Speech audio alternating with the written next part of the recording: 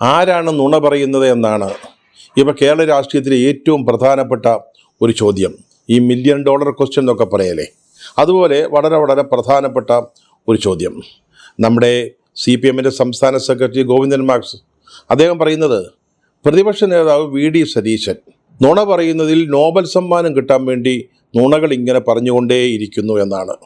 ഈ നുണ പറയുന്നതിന് നോബൽ സമ്മാനമുണ്ടോ എന്നൊന്നും അറിഞ്ഞുകൂടാ. അപ്പോൾ നമ്മുടെ ഗോവിന്ദൻ മാർക്സ് പറയുമ്പോൾ നമുക്കത് വിശ്വസിക്കാതിരിക്കാനും പറ്റത്തില്ല. ഡെയിലി 8ഉം 10ഉം നുണ അദ്ദേഹം പറയുമെന്നാണ് നമ്മുടെ ഗോവിന്ദൻ മാർക്സിൻ്റെ ഒരു കണ്ടുപിടുത്തം. ഈ ഡെയിലി കണക്ക് പറഞ്ഞപ്പോഴാണ് പെട്ടെന്ന് മറ്റൊരു കാര്യം ഓർമ്മ വന്നത്.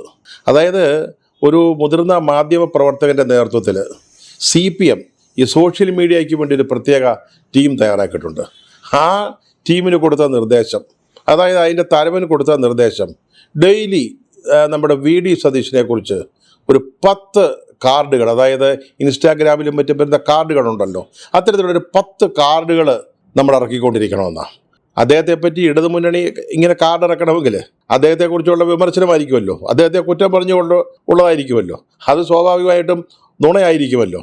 ഇതിപ്പോൾ പെട്ടെന്ന് ഓർത്തന്നേ ഉള്ളൂ. അതായത് അദ്ദേഹം സതീശൻ ഇങ്ങനെ ഡെയിലി 8ഉം 10ഉം നുണ പറയുന്നുവെന്ന് ഗോവിന്ദൻ മാർക്സ് പറഞ്ഞപ്പം ഓർത്തു പോയെന്നേ ഉള്ളൂ. അതവിടെ നിൽക്കട്ടെ. അതേസമയം സതീശൻ പറയുന്നത് എന്താ, കേരളത്തിലെ ഏറ്റവും വലിയ നുണ പറച്ചിലുകാരൻ നമ്മുടെ ഗോവിന്ദൻ മാർക്സ് ആണെന്നാ. പക്ഷേ സതീശനെ കുറിച്ച് ഡെയിലി 8ഉം 10ഉം നുണ എന്ന് നമ്മുടെ ഗോവിന്ദൻ മാർക്സ് പറഞ്ഞപ്പോൾ ചേട്ടാ അതൊന്ന് അന്വേഷിക്കണമല്ലേ, എന്താണ് ഇദ്ദേഹം പറയുന്നത് ചില്ലറക്കാരനൊന്നുമല്ല. CPMൻ്റെ ഭരണമുന്നണിയിലെ ഏറ്റവും പ്രധാനപ്പെട്ട കക്ഷിയുടെ സംസ്ഥാന സെക്രട്ടറി തന്നെയാണ് പറയുന്നത്. അപ്പോൾ ഒന്ന് ആലോചിച്ച് നോക്കി, ഒന്ന് റീവൈൻഡ് ചെയ്തു.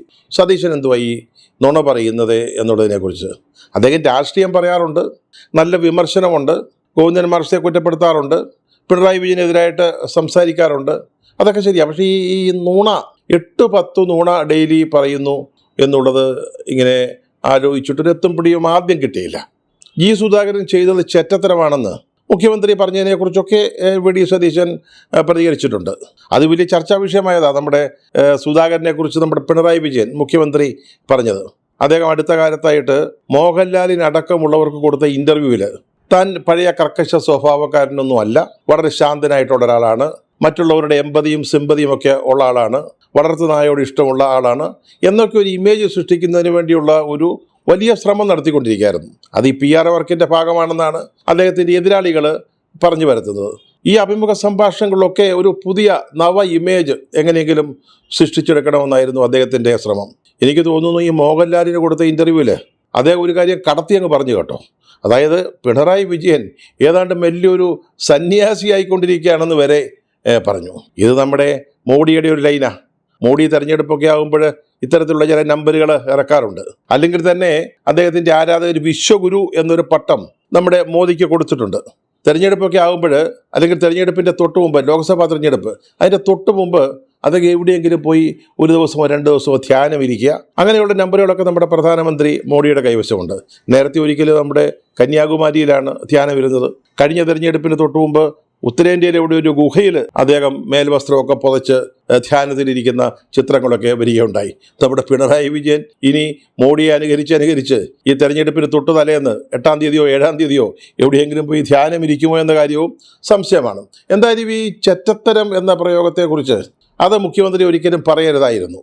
നല്ല സത്യസന്ധനായ ഒരു കമ്മ്യൂണിസ്റ്റ്, കറതീർന്ന കമ്മ്യൂണിസ്റ്റാണ് സുധാകരൻ, അദ്ദേഹത്തെക്കുറിച്ച് ഇങ്ങനെയൊന്നും പറയരുതായിരുന്നു എന്നൊക്കെ സതീശന് പറഞ്ഞിട്ടുണ്ട്. ഇതൊക്കെ നുണകളുടെ കൂട്ടത്തിൽ വരുമോ എന്ന് നമുക്ക് സംശയമുണ്ട്. അപ്പോൾ ഇങ്ങനെ ആലോചിച്ചപ്പോഴാണ് പെട്ടെന്ന് പിടികിട്ടി ഡീലേ, അതായത് CPMഉം BJPയും തമ്മിലുള്ള അന്തർധാര, അവർ തമ്മിലുള്ള ചില അഡ്ജസ്റ്റ്മെൻറ്റുകൾ.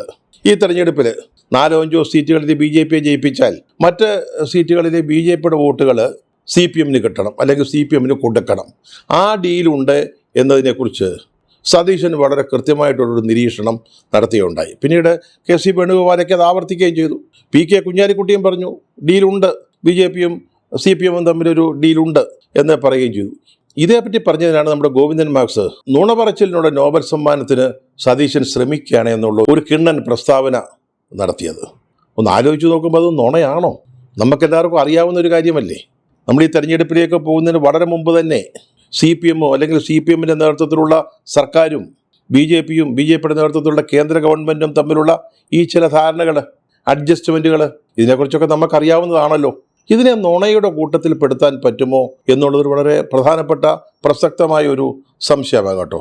അതായത് ഇപ്പോൾ നമ്മുടെ പിണറായി വിജയൻ മുഖ്യമന്ത്രിയായിട്ട് ഇരിക്കുന്നത് തന്നെ, അദ്ദേഹം തുടരാൻ ഒരു അവസരം ലഭിച്ചത് തന്നെ ഈ BJPയും CPM തമ്മിൽ, അല്ലെങ്കിൽ കേന്ദ്ര ഗവൺമെൻറ്റും സംസ്ഥാന ഗവൺമെൻറ്റും തമ്മിലുള്ള ഒരു ഡീലിൻ്റെ ഭാഗമല്ലെന്ന് ആർക്കാണ് അറിഞ്ഞുകൂടാത്തത്? അദ്ദേഹത്തിനെതിരായിട്ട് ലാവ്ലിനുമായി ബന്ധപ്പെട്ടൊരു കേസുണ്ട്. അത് സുപ്രീം കോടതിയിൽ കിടക്കുകയാണ്. പിണറായി വിജയനെ നേരത്തെ ഈ ലാവ്ലിൻ കേസിൻ്റെ വിചാരണയിൽ നിന്ന് ഒഴിവാക്കിയിരുന്നു. അതിനെതിരായിട്ടുള്ളൊരു കേസാണ്. പിണറായി വിജയനെയും പ്രതികളുടെ പട്ടികയിൽപ്പെടുത്തി വിചാരണ തുടരണം എന്ന് ആവശ്യപ്പെട്ടുകൊണ്ടുള്ളൊരു ഹർജി, അതാണിപ്പോൾ സുപ്രീം കോടതി കിടക്കുന്നത്. പിണറായി വിജയൻ്റെ ആദ്യ സർക്കാർ നിലവിൽ വരുന്നതിന് മുമ്പുള്ള കേസാണ്. അന്നു മുതൽ സുപ്രീം കോടതിയുടെ മുമ്പിലാണ് ഈ കേസുള്ളത്. ഇതിനകം 40 തവണയെങ്കിലും ആ കേസ് മാറ്റിവെച്ചു. നമ്മുടെ പലവട്ടം അതിനെക്കുറിച്ച് ഇവിടെ സംസാരിച്ചിട്ടുള്ളതാണ്. 40ലേറെ തവണ ആ കേസ് മാറ്റിവെക്കും. ഈ കേസിലെ ഒരു കക്ഷി CBI ആണ്. അവരെല്ലാ തവണയും കോടതിയിൽ വന്ന് പറയും, ബഹുമാനപ്പെട്ട കോടതി, ഞങ്ങൾക്ക് ചില അസൗകര്യങ്ങളുണ്ട്, അതുകൊണ്ട് ഈ കേസൊന്ന് മാറ്റിവെക്കണം. അങ്ങനെ മാറ്റിവെച്ചുകൊണ്ടേ ഇരിക്കുകയാണ്. ഇത് കഴിഞ്ഞ ആദ്യ പിണറായി സർക്കാരിൻ്റെ കാലത്ത് തന്നെ ഒരു തീരുമാനം വരേണ്ടതാണ്. പിണറായി വിജയനെ കൂടെ പ്രതിസ്ഥാനത്ത് നിർത്തിക്കൊണ്ട് വിചാരണ തുടരാൻ സുപ്രീം കോടതി തീരുമാനിച്ചാൽ ആ നിമിഷം പിണറായി വിജയൻ മുഖ്യമന്ത്രി സ്ഥാനം രാജിവെക്കേണ്ടി വരും, പടിയിറങ്ങേണ്ടി വരും. പക്ഷെ അതിങ്ങനെ നീട്ടിക്കൊണ്ടുപോവുകയാണ്. ഈ രണ്ടാം പിണറായി സർക്കാരിൻ്റെ ഏറ്റവും അവസാന കാലഘട്ടമായിട്ടും ഇതുവരെ അതിന്മേലൊരു തീരുമാനം സുപ്രീം കോടതിയിൽ നിന്നുണ്ടായിട്ടില്ല. ദോഷേകിതൃക്കളായ ആളുകൾ പറയുന്നത് ഇത് BJPയും CPM തമ്മിലുള്ള ഒരു അന്തർധാരയുടെ ഫലമായിട്ടാണെന്ന്. പിന്നെ അല്ലാതെ എങ്ങനെയാണ് ഒരു കേസ് ഇങ്ങനെ നീട്ടിവെക്കുക? വളരെ പ്രധാനപ്പെട്ട രാഷ്ട്രീയമായ പ്രാധാന്യമുള്ള കേസ് എങ്ങനെയാണ് മാറ്റി മാറ്റി വെച്ചുകൊണ്ടേയിരിക്കുക? അതിൽ നിന്ന് വളരെ വ്യക്തമാണ് ആ ഒരു അന്തർധാരയുടെ ഒരു സാന്നിധ്യം. അതുപോലെയാണ് മകൾക്കെതിരായിട്ടുള്ള എക്സാലോജിക് എന്ന് പറഞ്ഞ കമ്പനി, കരിമണൽ കമ്പനിക്ക് ചെയ്തു കൊടുക്കാത്ത സേവനത്തിന് 1.78 കോടി രൂപ കൈപ്പറ്റിയ കൈക്കൂലി കേസ്. അത് SFIO, serious fraud investigation office, അവരാണ് അന്വേഷിച്ചത്. വളരെ ഗുരുതരമായ സാമ്പത്തിക കുറ്റങ്ങൾ അന്വേഷിക്കുന്ന ഒരു ഏജൻസിയാണ്. അവരന്വേഷിച്ചു. അതിൽ ഒരു കേസിൽ കോടതിയിൽ കുറ്റപത്രം സമർപ്പിച്ചു. രണ്ടാമത്തെ കേസിൽ ഇതുവരെ കുറ്റപത്രം സമർപ്പിച്ചിട്ടില്ല. അതിൻ്റെ നടപടിക്രമങ്ങൾ ഇപ്പോഴും അവിടെ കിടക്കുക, അനക്കമില്ല, മന്ദീഭവിച്ച് കിടക്കുക. ഇതിനിടയിൽ പിണറായി വിജയൻ മുഖ്യമന്ത്രിയുടെ മകനെതിരായിട്ട് ED ഒരു സമൻസ് അയച്ചിരുന്നു. അത് പുറത്തു വന്നതാ. അത് EDയുടെ വെബ്സൈറ്റിൽ കിടപ്പുണ്ടായിരുന്നു. ഇപ്പോൾ ഉണ്ടോയെന്നറിയില്ല. ഈ വാർത്തകൾ സജീവമായിട്ട് ചർച്ച ചെയ്യുന്ന സമയത്ത് അത് വെബ്സൈറ്റിലുണ്ടായിരുന്നു. പിന്നീട് ചിലപ്പോൾ മാറ്റിക്കാണാം. എന്താണെങ്കിലും ആ സമൻസ് എതിലേ പോയി എന്ന് നമുക്കറിഞ്ഞുകൂടാ. പിന്നീട് ഈ സർക്കാരിൻ്റെ പല കാര്യങ്ങളിലും കേന്ദ്ര ഗവൺമെൻറ്റുമായിട്ടുള്ള അഡ്ജസ്റ്റ്മെൻറ്റ് അല്ലെങ്കിൽ അന്തർധാരകൾ നമുക്ക് കാണാൻ കഴിയുന്നുണ്ട്. ഇടയ്ക്കിടയ്ക്ക് കേന്ദ്രം സഹായിക്കുന്നില്ല, കേന്ദ്രം അവഗണിക്കുന്നു എന്നൊക്കെ ഒരു വായ്ത്താരി പോലെ പറയും എന്നല്ലാതെ മറ്റ് പല കാര്യങ്ങളിലും ഏതാണ്ട് ഒരുപോലെ.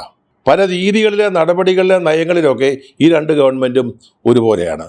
അഭിപ്രായ സ്വാതന്ത്ര്യത്തെ നിയന്ത്രിക്കുന്ന കാര്യത്തിൽ അടക്കം ആ രണ്ട് സർക്കാർ തമ്മിലുള്ള വലിയ അടുപ്പം അല്ലെങ്കിൽ സാമ്യം നമുക്ക് കാണാൻ കഴിയും. ഏറ്റവും അവസാനം എന്താ സംഭവിച്ചത്? PM-ശ്രീ പദ്ധതി നമ്മുടെ വിദ്യാഭ്യാസ സ്ഥാപനങ്ങളിൽ കേന്ദ്ര ഗവൺമെൻറ്റിൻ്റെ പുതിയ നയങ്ങൾ നടപ്പാക്കാനുള്ള പദ്ധതിയാണ്. കാവ്യവൽക്കരണമാണ് അതിൻ്റെ അടിസ്ഥാനപരമായ ലക്ഷ്യം എന്ന് പറയുന്നത്.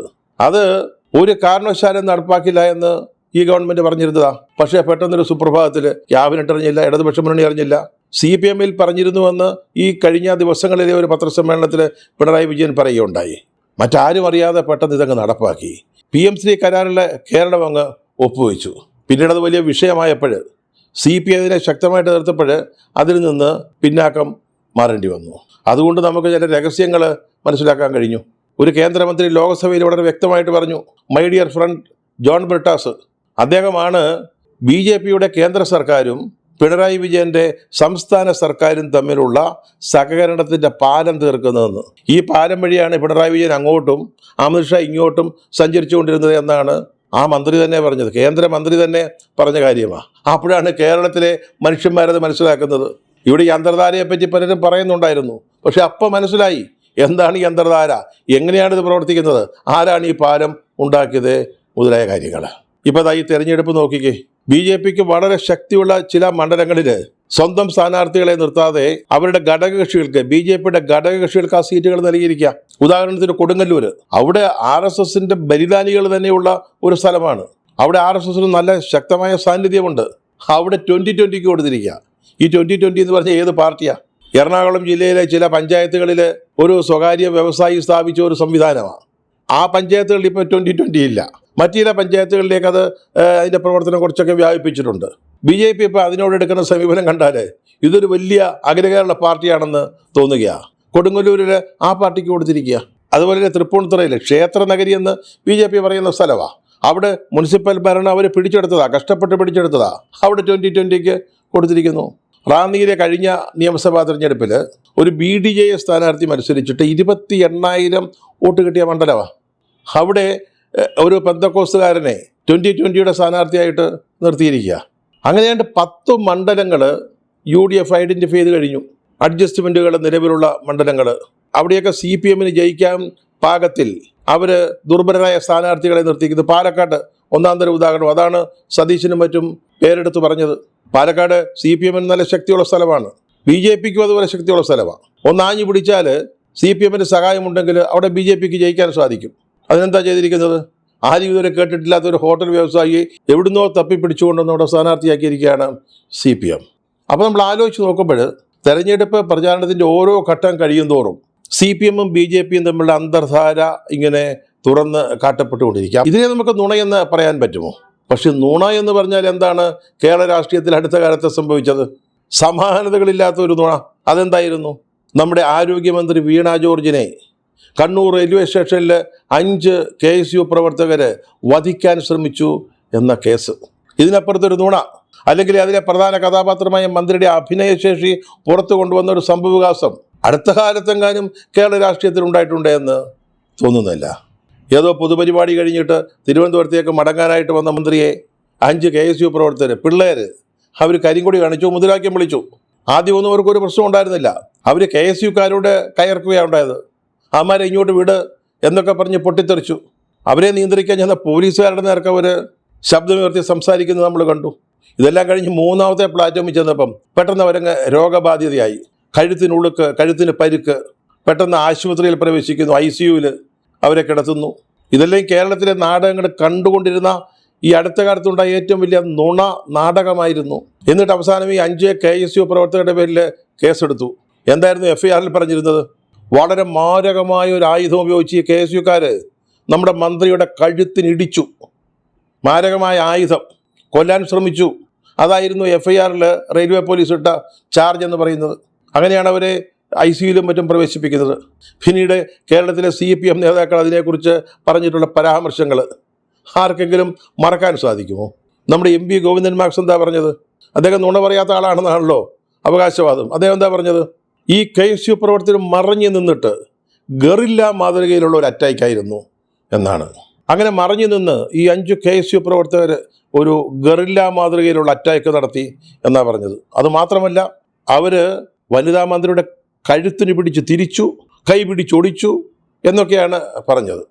അതിക്രൂരമായ കടന്നാക്രമണം. ഈ 5 ചെറുപ്പക്കാർ 2 സംഘങ്ങളായി തിരിഞ്ഞു നിന്നാണ് ഈ ആക്രമണം നടത്തിയത്. അതിനെതിരെ കേരളത്തിലെങ്ങും പ്രതിഷേധം ഉയരണമെന്ന് പാർട്ടി തന്നെ ആഹ്വാനം ചെയ്തു. പക്ഷേ ജനങ്ങളിതെല്ലാം കണ്ടുകൊണ്ടിരുന്നവരാ. ജനങ്ങളെന്ന് പറഞ്ഞാൽ പാർട്ടി പ്രവർത്തകരടക്കമുള്ളവർ. അവിടെയുടെയും ചില കോൺഗ്രസ് ഓഫീസുകൾക്കെതിരായിട്ട് കല്ലേറ് നടന്നു, കുറേ കൊടിയൊക്കെ വലിച്ചു കീറി കളഞ്ഞു എന്നതല്ലാതെ CPM ഉദ്ദേശിച്ച രീതിയിൽ അതിൽ വലിയ പ്രതിഷേധ പ്രകടനമായിട്ട് ഉയർത്തിക്കൊണ്ടുവരുന്നതിന് സാധിച്ചില്ല. എന്താണ് MP ജയരാജൻ പറഞ്ഞത്? ആസൂത്രിതമായ ഒരു വധശ്രമമാണ് നടന്നത്. മന്ത്രിയെ ഫിസിക്കലി അസോൾട്ട് ചെയ്തു. ക്രിമിനൽ സംഘത്തിൽപ്പെട്ടവരായിരുന്നു അക്രമികൾ. അവരെ യഥാസമയം പിടിച്ചു മാറ്റിയത് കൊണ്ടാണ് നമ്മുടെ മന്ത്രിയെ അവർ വധിക്കാതിരുന്നത്. നമ്മുടെ സ്പീക്കർ ഷംസീർ, മന്ത്രി 1ാം പ്ലാറ്റ്ഫോമിൽ നിന്ന് 3ാം പ്ലാറ്റ്ഫോമിലേക്ക് എത്തിയപ്പോൾ സ്പീക്കർ ഷംസീറാണ് വാസ്തവത്തിൽ മന്ത്രിക്ക് പരിക്കുണ്ടെന്ന് കണ്ടുപിടിച്ചത്. ആദ്യത്തെ ഡയഗ്നോസിസ് അദ്ദേഹത്തിൻ്റെ വകയായിരുന്നു. അദ്ദേഹം എന്താ പറഞ്ഞത്? ഞാൻ സഭയ്ക്ക് നാഥനാണ്, സ്പീക്കർ എന്ന നിലയിൽ സഭയ്ക്ക് നാഥനാണ്. അപ്പോൾ സഭയിലെ അംഗത്തിന് എന്തെങ്കിലും ഒരു പ്രശ്നമുണ്ടായാൽ അതിന് ഞാൻ ഇടപെടും, അവരെ സഹായിക്കാൻ, രക്ഷിക്കാൻ ശ്രമിക്കും. മന്ത്രി വീണ ജോർജിന് പരിക്കുണ്ടായിരുന്നു എന്നുള്ളത് അദ്ദേഹത്തിന് ബോധ്യപ്പെട്ട കാര്യമാണ് എന്ന് അദ്ദേഹം പറഞ്ഞു. ഏകപക്ഷീയമായ കടന്നാക്രമണമെന്നൊക്കെ CPM-ൻ്റെ ജില്ലാ സെക്രട്ടറി രാകേഷ് ഒക്കെ പറഞ്ഞു. അങ്ങനെ ആ സംഭവത്തെക്കുറിച്ച് CPM-ൻ്റെ വളരെ പ്രാമാണികരായ നേതാക്കന്മാർ നടത്തിയ പ്രസ്താവനകൾ നോക്കിയാൽ ഇതുപോലൊരു നുണപ്രചരണം അടുത്ത കാലത്തൊന്നും നമ്മുടെ രാഷ്ട്രീയത്തിൽ സംഭവിച്ചില്ല എന്ന് കാണാൻ സാധിക്കും. 2-3 ദിവസത്തെ ചികിത്സയ്ക്ക് ശേഷം വിദഗ്ധ ഡോക്ടർമാരടങ്ങുന്ന മെഡിക്കൽ ബോർഡ് എന്താ പറഞ്ഞത്? നമ്മുടെ മന്ത്രിക്ക് സഞ്ചരിക്കാൻ സാധ്യമല്ല, യാത്ര ചെയ്യാൻ പാടില്ല, പറ്റില്ല, അതുകൊണ്ട് ഇവിടെ പരിയാരം മെഡിക്കൽ കോളേജിൽ തന്നെ ചികിത്സ തുടരും എന്ന് പറഞ്ഞിട്ട് ആ മെഡിക്കൽ ബുള്ളറ്റ് ഇറങ്ങിയത് രാത്രി 10:30 വെളുപ്പിന് 4:00 ഒരു ഇന്നോവ കാറിൽ നമ്മുടെ മന്ത്രി ഡിസ്ചാർജ് വാങ്ങിച്ച് പത്തനംതിട്ടയ്ക്ക് സ്കൂട്ടായി. ഒന്ന് ആലോചിച്ച് നോക്കി. അവസാനം അതിൻ്റെ കേസ് അന്വേഷണം വന്നപ്പോൾ ഡ്യൂട്ടിയിലുണ്ടായിരുന്ന 2 പോലീസുകാർ പറഞ്ഞു, എൻ്റെ പൊന്നു സാറേ, ഞങ്ങൾ ആയുധങ്ങളൊന്നും കണ്ടില്ല. KSUക്കാർ പിള്ളേരുടെ കയ്യിൽ കറുത്ത കൊടിയല്ലാതെ ഒന്നും ഉണ്ടായിരുന്നില്ല. അവരാരും മന്ത്രി ആക്രമിച്ചിട്ടില്ല. പോലീസുകാർ തന്നെ മൊഴി കൊടുക്കുകയാണ്. ഡോക്ടർമാരുടെ റിപ്പോർട്ട് വന്നു. അതിൽ മന്ത്രിയുടെ കഴുത്തിന് എന്തെങ്കിലും പരിക്ക് പറ്റിയതായിട്ട്, അതും എന്തെങ്കിലും ആയുധം കൊണ്ടുള്ള പരിക്ക് പറ്റിയതായിട്ടുള്ള യാതൊരു തെളിവുമില്ല. പരിക്കേ ഇല്ല. ഊൺ സർട്ടിഫിക്കറ്റ് അവിടെ ഹാജരാക്കിയിട്ടില്ല. ജാമ്യം പരിഗണിച്ച കോടതിയുടെ മുമ്പിൽ. എന്തിന്? ഈ കേസിൽ ആക്രമണത്തിനിരയായ, വധശ്രമത്തിനിരയായി എന്ന് പറയുന്ന മന്ത്രി വീണ ജോർജ് ഒരു മൊഴി പോലും പോലീസിന് കൊടുത്തിട്ടില്ല. അവസാനം ആ കുട്ടികൾക്ക് 16 ദിവസം ഒരു ജയിലിൽ കിടന്നു കേട്ടോ. അറിയാമല്ലോ, ഈ ജയിലിൽ കിടക്കാന്ന് പറഞ്ഞാൽ അത്ര സുഖകരമായ ഏർപ്പാടൊന്നുമല്ല. പൂമത്തയിൽ കിടക്കുന്നത് പോലെയുള്ള സന്തോഷം തരുന്ന കാര്യങ്ങളൊന്നുമല്ല. അവർ 16 ദിവസം കിടന്നു. അവർ ചെയ്ത കുറ്റം എന്തുവാ? അവർ പ്രവർത്തിക്കുന്ന പാർട്ടി, അവർ പ്രവർത്തിക്കുന്ന പ്രസ്ഥാനം ഉയർത്തിപ്പിടിച്ച കാര്യങ്ങൾക്ക് വേണ്ടി അവരൊരു പ്രതിഷേധ പ്രകടനം നടത്തി. അതിനെന്താ തെറ്റ്? പ്രതിഷേധ പ്രകടനം നടത്താത്ത, അല്ലെങ്കിൽ കരികൊടി കാണിക്കാത്ത എത്ര നേതാക്കന്മാരാണ് ഇവിടെ ഉള്ളത്? അതിൻ്റെ പേരിലാണ് ആ കുട്ടികളുടെ 16 ദിവസം ജയിലിൽ കിടന്നത്.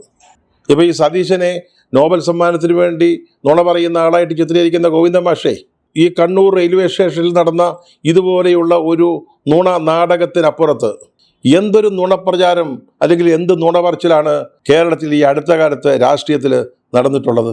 പറയുമ്പോൾ തൊട്ടു മുമ്പിൽ നടന്ന കാര്യങ്ങളെങ്കിലും മറക്കാതിരിക്കണം. നിങ്ങൾ രാഷ്ട്രീയ നേതാക്കളൊക്കെ മറന്നാലും കേരളത്തിലെ ജനങ്ങൾ ഇതൊന്നും മറക്കുകയില്ല എന്ന ഓർമ്മയെങ്കിലും വേണം.